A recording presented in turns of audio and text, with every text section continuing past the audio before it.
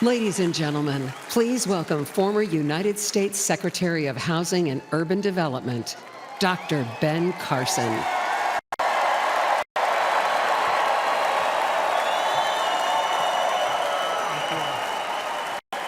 Thank you.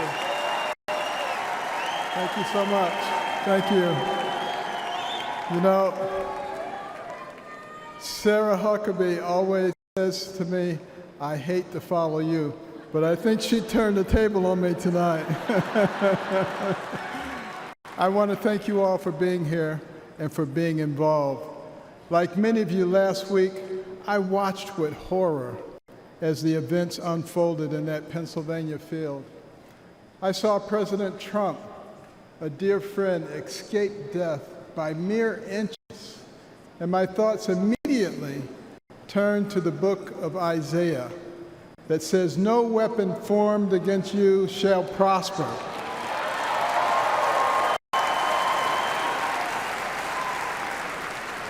Well, let me tell you the weapons that they used. First, they tried to ruin his reputation, and he's more popular now than ever.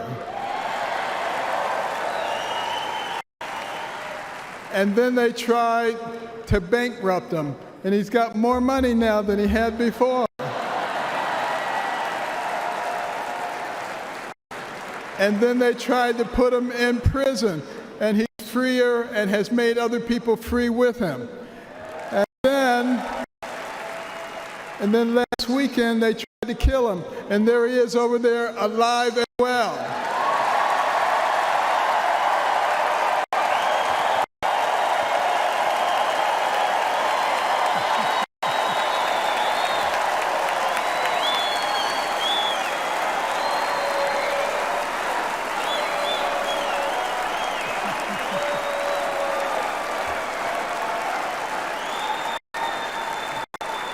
You know, I have no doubt that God lowered a shield of protection over President Trump. And I join millions of Americans in thanksgiving for President Trump's safety. And I encourage you to join me in praying each day for his continued protection. You know, our hearts go out to the victims in the audience. Let's also pray for them and their families. These events have brought unusual clarity to the times we are living in. We have all harbored the nagging feeling that everything we love is slipping away. All you have to do is turn on the television. The free press, a pillar of any free society, has abused the public trust and resorted to lies, deception, and misinformation. They divide us along lines of race, class, and gender, rather than uniting us around our shared bond as Americans. Our government has been no better, shredding our Constitution and upending the rule of law. We have a wide open border, a broken education system, and chaos breaking out around the world. And on top of it all, we have a president who, well, if you can't say anything good, don't say anything at all. But ask anyone around the world, what does it mean to be an American? Most will tell you that it means unlimited opportunity, that where you begin in life doesn't dictate where you will end. That's the America I grew up in.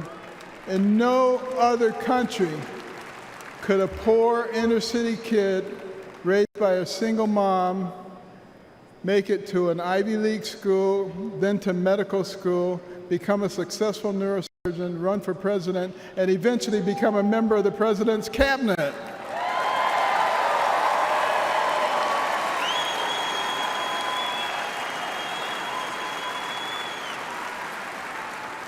You know, and as a member of his cabinet, I had a chance to work closely with him.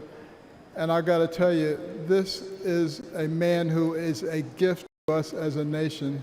He is very gifted, he is very smart, he is very compassionate, he cares about people. And I'll tell you, the first time I met him was before either of us got into the political arena. And we were at Mar-a-Lago, and someone came up to him and said, "Mr. Trump, Rod Stewart just walked in." And he said, "I don't care, this is Ben Carson."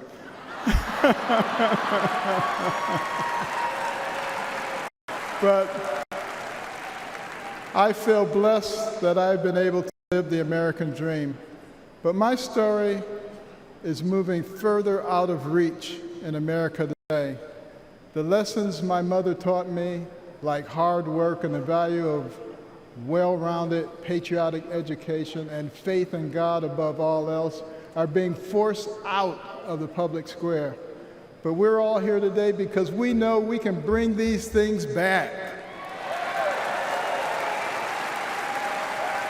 By God's grace, we live in a country where the people rule.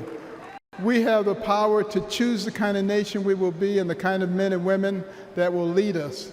And today the choice could not be more clear. The most repeated phrase in the Bible is this: "Do not be afraid," or "fear not." It appears 365 times in Scripture, a reminder to live each day with faith, hope, and joy as joyful warriors for Christ.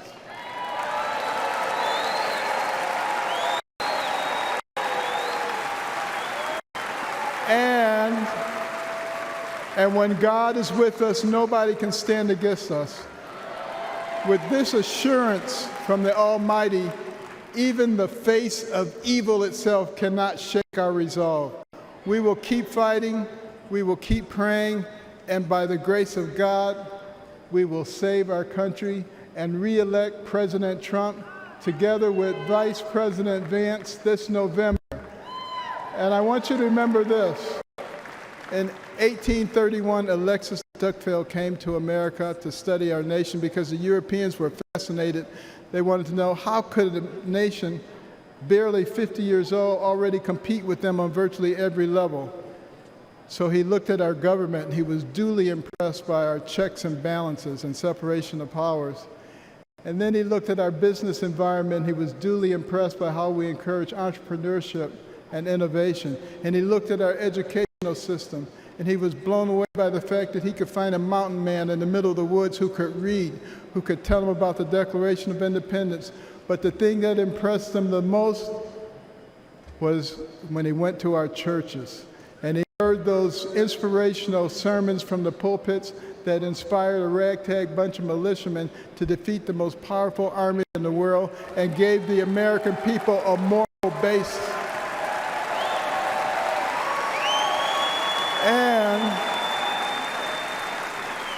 And he concluded his 2-volume set, Democracy in America, with these words.